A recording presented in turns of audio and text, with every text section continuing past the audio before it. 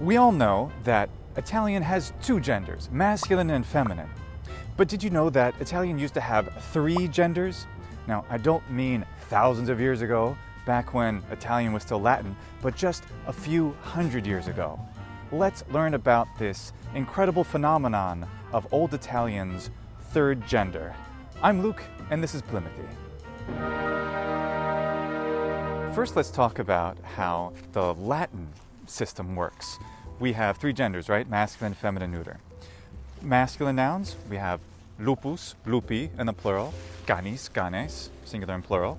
We have feminine nouns like rossa, rossai, and glauis, glaues. And we have neuter nouns, saxum, saxa, and corpus, corpora. So how do these come into Italian? Well, we have il lupo, i lupi, il cane, I cani. Of course, we have the article in Italian. See my video about article evolution into Romance. And we have la rosa, le rose, la chiave, le chiavi, il sasso, I sassi, and il corpo, I corpi. The neuter nouns just become masculine nouns. That's the normal thing that happens in Italian. Italian also has some words that do something irregular. We have il braccio, le braccia, l'uovo, le uova, il ciglio, le ciglia.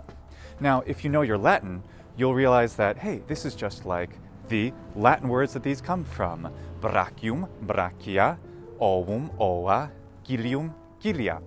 My friend and colleague Davide Gemello did a fantastic video about this, which you should check out. And speaking of Davide and Podcast Italiano, don't you think it's about time you learned Italian? Well, so many of you have asked me, how can I learn Italian in those wonderful immersive ways with those beautiful narratives like in Latin? Well, I have just the thing for you, and that is La Storia di Italo. Italo, a young man born in the United States, but of Italian parents that he's never known. He's on a quest to understand his roots, to learn the Italian language, and to understand Italian culture. And you can right along with him. La Storia di Italo is a course that takes you from that difficult stage, A2 to B1. So if you already have a little bit of Italian, but you want to propel yourself to the intermediate level, then this is the course for you. The core of the course is a novella, and it has an audiobook that goes with it. Now, audiobooks are such an important and wonderful way to learn another language because the actors' voices illuminate the text. They help you understand the grammar and the vocabulary. And one of the voice actresses is the wonderful Irene La Preziosa, the camera woman, Salutali, and many others who bring this story to life. You can get La Storia di Italo for $30 off for limited time, and along with that, if you use the link below, you also get the audiobook without the music and the sound effects, which is another useful tool, as well as a full English translation of the novella.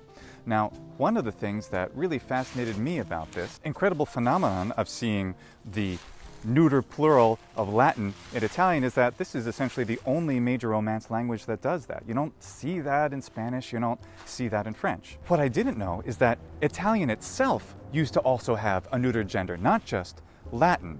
And I learned about that thanks to this really cool paper I found by Loporcaro and others. And this paper discusses the grammar of Old Italian, specifically the evidence for a third gender just a few hundred years ago. The common wisdom is that the neuter and the masculine had merged essentially completely, except for a few fossils, in the late part of antiquity, in late Latin, in late spoken Latin. But Loporcaro and others actually demonstrate that it still existed in Old Italian. So what's Old Italian? Old Italian is synonymous with Old Tuscan, even Old Florentine if we want to isolate that. Tuscany is the region from which comes the Italian language as we think of it. Dante in the 1300s standardized the form of Florentine that he spoke into what we think of as the beginning of literary Italian. So Old Italian, Old Tuscan, Old Florentine, more or less the same thing for the purpose of this discussion. So this Loporcaro et al. Paper shows that unlike modern Italian, where there's just a few words like il braccio, le braccia that have remained as fossils into Italian, that actually these words that are in modern Italian, back in Old Italian, were part of a whole phenomenon that can only be understood properly as its own other third grammatical gender, something different from masculine and feminine. Here are the noun inflectional classes in Old Italian and their relation to gender. Lo libro, li libri, lo poeta, li poeti, lo fiore, li fiori, la siepe, le siepi, la casa, le case, lo dito, le dita, lo prato, le pratora, lo nome, le nomora, lo pomo, le pome, la unghia, le unghia, lo di, li di. These here in gray, lo dito, le dita, lo prato, le pratura, lo nome, le nomora, lo pomo, le pome, are grouped together into a genus alternans, an alternating gender. The article in each term shows us that the singular is masculine, but the plural is feminine. Well, we might say, okay, well, clearly though, this braccio, braccia, that's an artifact. That's a fossil from brachium, brachia. So how is this its own class, its own extra gender of nouns that existed in Old Italian? Well, take that word corpus, corpora, we saw in Latin. Well, that ora suffix happens in some other neuter words in Latin. And the fascinating thing is that ending ora was added productively to nouns that never had it in Latin. For example, in Latin it's nomen, nomina, but in Old Italian it was lo nome, le nomora. And the word pratum prata in Latin, in Old Italian it's lo prato, le pratura. Isn't that crazy? So this shows that it's not just some fossilized phenomenon, it's something productive. It's something that continued to exist and to get applied to words that never had it in the parent language, in Latin. So these are no fossils. This is a full-blown third gender. So at least it seems that way. Well, here's another example that proves the point. In Italian, this is il dito and these are le dita. Well, in Latin, this is digitus digiti. It's a masculine noun. So what's happening here? We have a word that's inanimate, that's being assimilated into this third gender of Old Italian. So like we have braccio, braccia, ciglio, ciglia, or now we have dito, dita. Loporcaro et al. Give this scheme for how the endings line up in Latin and Old Italian. For example, Latin singular and plural, masculine, lupus, lupi, neuter, pomum, poma, feminine, rossa, rossae. In Old Italian, it would be like this. Masculine, lo lupo, li lupi, neuter, lo pomo, le pome, feminine, la rosa, le rose. Now, if you're at all acquainted with Eastern Romance languages, this might look familiar to you. It's the same pattern we see in modern Romanian. Masculine, studentul e bun. In Romanian, the definite article is a suffix, ul here. Studenții sunt buni. Neuter, vinul e bun. Vinurile sunt bune. Feminine, băutura e bună. Here, băutura is from bibitura. Isn't that fun? Băuturile sunt bune. Like Old Italian, Romanian uses feminine plural articles and inflectional endings for neuter plural nouns, and masculine in the singular. Romanian neuter, like the patterns shown above for Old Italian, can rightly be called a genus alternans, an alternating gender, having derived from the neuter of Latin but modified in a way unique to Proto-Romance and a few languages that survived into record, like Old Italian and Romanian. So rather than an outlier, Romanian is actually showing us a bridge that existed from Latin into the other Romance languages. Yet Old Italian doesn't just have the single Romanian type scheme where we see lo pomo, le pome, and it also doesn't just have the fossilized Latinate version, right? Il braccio, le braccia. Another really good example of that would be something like le labbra vermiglie. Now here, with a term like that, these with vermilion lips, we can see that the article and the adjective are feminine plural. So the grammatical gender target is feminine. We just seem to have an irregular ending on the noun. But an earlier stage of Old Italian shows something really fascinating. Li denti minotetti di perle son serrati, labbra vermiglia di color rosati. A guardare le detta castella et cassari, la grave e continua spesa che quella mura richieggono. Poi che furono entrate nella letta, ciascuna s'infinse di volersi levare a dire certe orazioni. Fuggiamo quinci, a ciò che non ci rovinino la bagnora addosso, nei quali tutta la borgara di Milano mise al fuoco, col suo sacco di grano sulle reni, e scaricarono la sacca. Scaricate che lebbono, a ciò vadino nella castella nelle ville che son d'intorno. In these examples, we see that the slightly earlier stage of Old Italian truly did have a neuter gender, at least in the plural, quite similar to that of Latin. Not merely the genus alternans, lo pomo, le pome. What we see in this primitive stage of Old Italian, la castella, it seems to be right from the Latin, illa castella. Isn't that amazing? This phenomenon is also quite productive, changing erstwhile masculine nouns of Latin into neuters, giving us il sacco, la sacca, from Latin saccu, sacchi.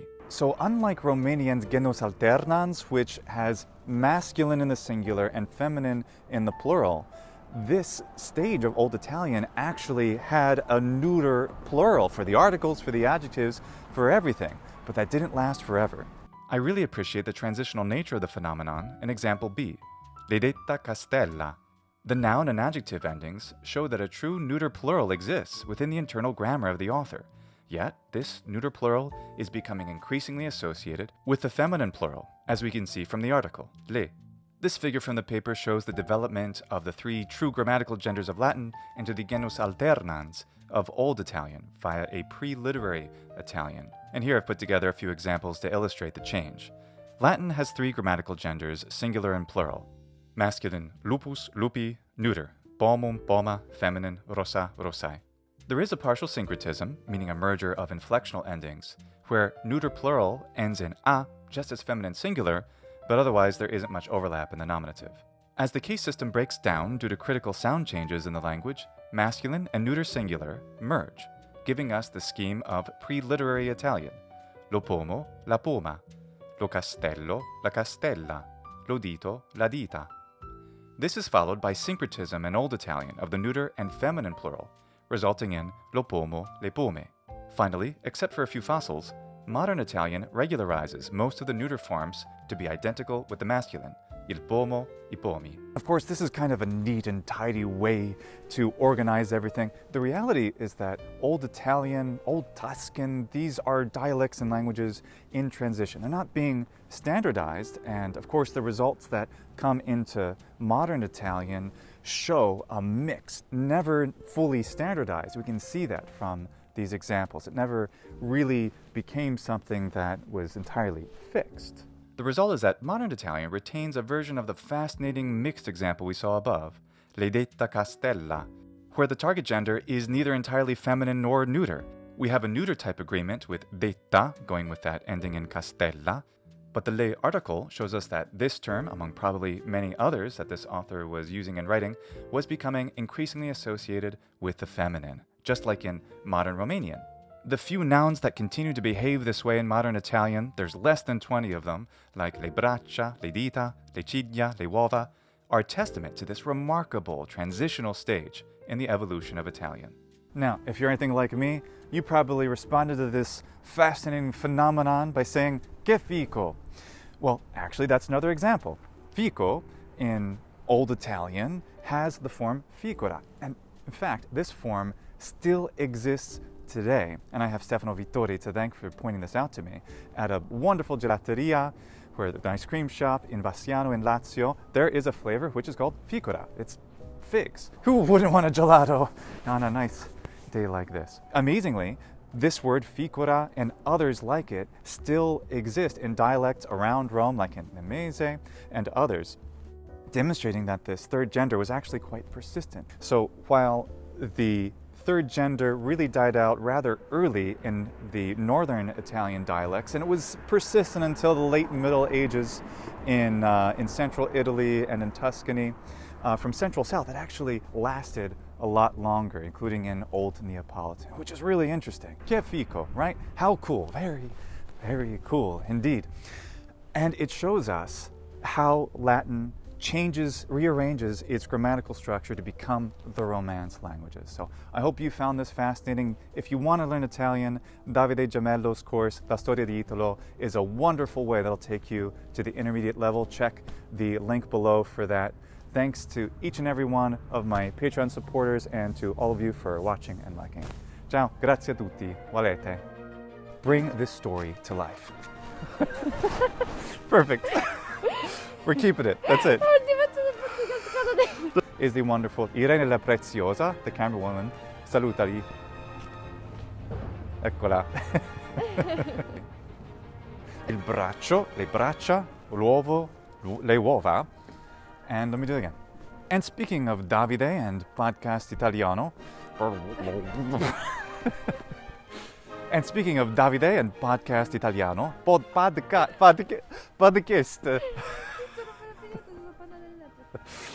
And speaking of David, oh, okay. The novella that forms the core. The novella that forms the core of this course is, of course, the novella